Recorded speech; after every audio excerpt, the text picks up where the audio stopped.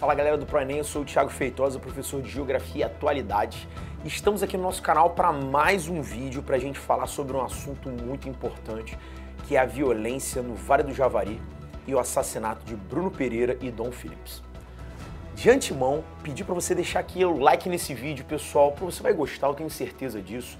Deixa aqui embaixo seu comentário, que vídeo você quer assistir, que assuntos e atualidades você quer, de repente, que a gente debata aqui com vocês. E se inscreve no canal, caso você não seja inscrito.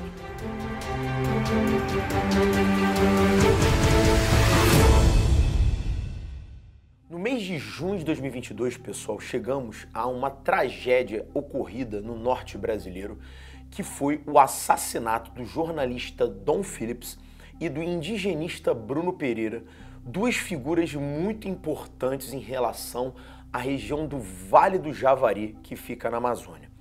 Essa situação ela acabou chamando a atenção de cenários internacionais, de noticiários, de especialistas, porque realmente eram dois elementos muito importantes, duas pessoas que atuavam em prol da causa indígena na Amazônia, trabalhavam em cima da denúncia a respeito de garimpo ilegal, de pesca ilegal, de desmatamento, ou seja, eram elementos que apresentavam uma atuação muito contundente no que se refere a uma fiscalização que vem sendo sonegada pelo Estado nos últimos tempos. E a sua morte de maneira violenta, com corpos que foram mutilados, chamou a atenção do país para mais uma vez um fato muito concreto.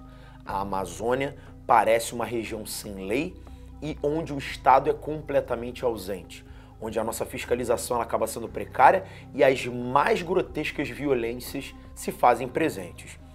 E nisso a gente faz um questionamento. Quais são os interesses envolvidos nessas temáticas? A gente recentemente gravou aqui para o canal um vídeo falando sobre a maior nação indígena do mundo, que é a nação Yanomami.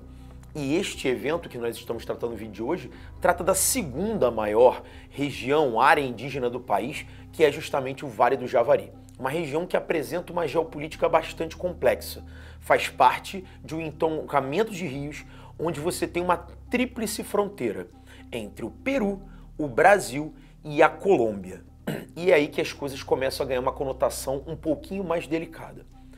Quando nós vamos analisar, a grosso modo, os envolvidos nos crimes, o crime foi, inclusive, assumida sua autoria por um pescador, de imediato se tratou da temática a pesca ilegal, e o envolvimento de dois agentes que denunciavam essa pesca ilegal e o agente, no caso, envolvido na morte, o assassino dos dois, confesso, um pescador. Então, a situação fica relativamente direta. Havia denúncia de pesca ilegal, do pirarucu no caso, que só pode ser pescado em épocas onde ele não está em fase de procriação, o chamado período do defeso.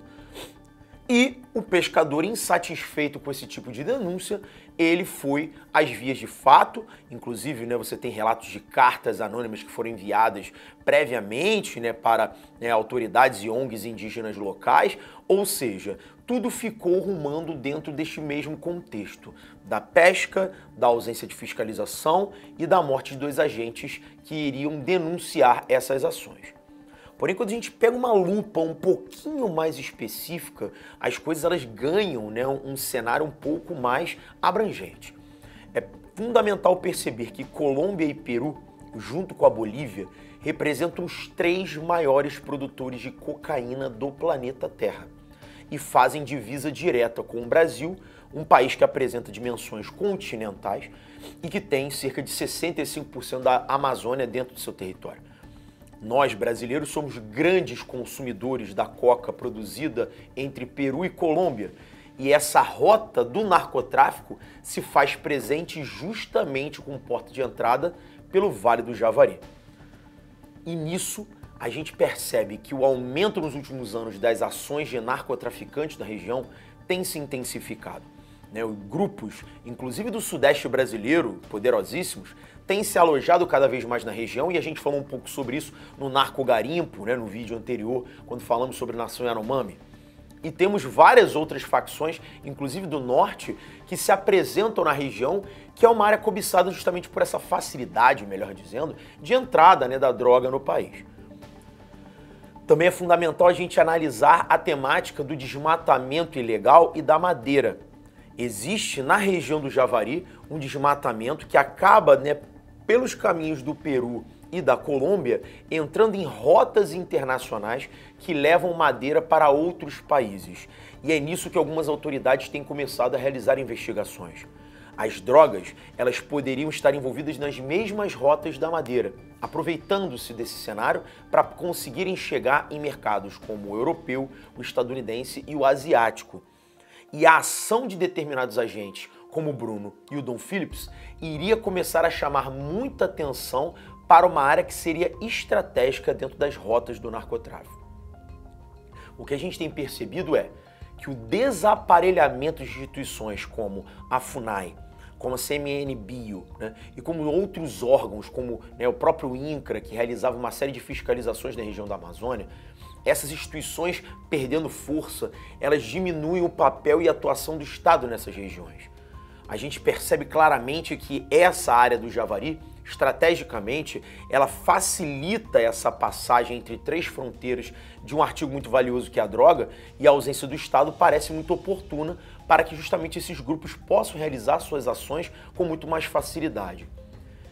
E aí questionamos, a ausência do Estado serve a quem de fato? Ela traz algum tipo de benefício? Não poderiam as Forças Armadas coletivamente entre Colômbia, Peru, Brasil, atuarem na região e coibirem de forma mais contundente as ações dos grupos narcotraficantes?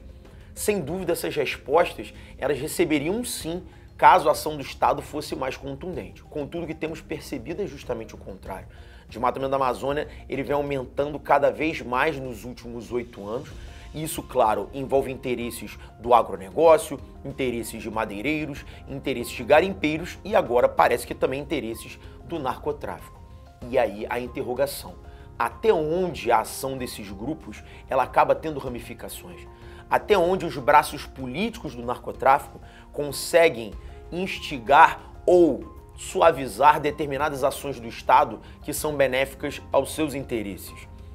E nesse contexto a gente percebe que todo o comércio de drogas que existe no mundo, ele perpassa pela região amazônica e o Vale do Javari acaba sendo uma das várias rotas estratégicas para esse tipo de atividade. Ou seja, ações como as de Bruno e de Dom Phillips, elas são temerárias para os narcotraficantes e, portanto, a sua execução, ela parece ganhar um sentido que vai um pouquinho além da temática meramente de pesca.